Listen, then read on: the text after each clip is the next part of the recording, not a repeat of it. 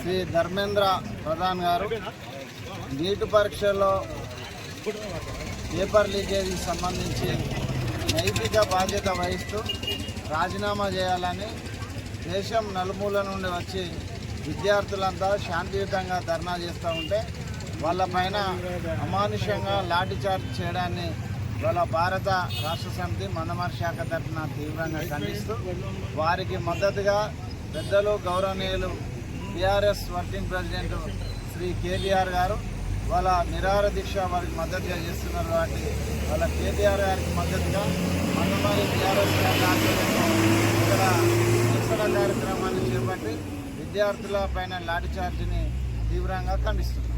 మొన్న ఢిల్లీలో విద్యార్థులపై జరిగిన దాన్ని తీవ్రంగా మందమరి పట్టణ బీఆర్ఎస్ పార్టీ తరఫున ఖండిస్తున్నాం.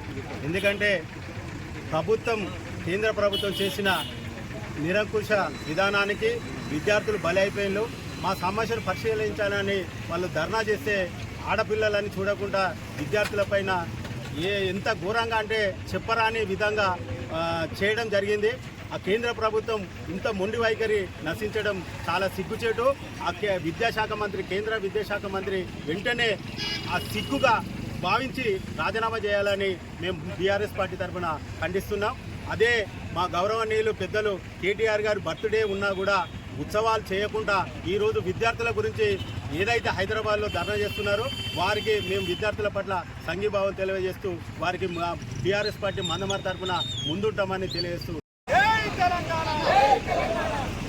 విద్యార్థులపై లాఠీచార్జిని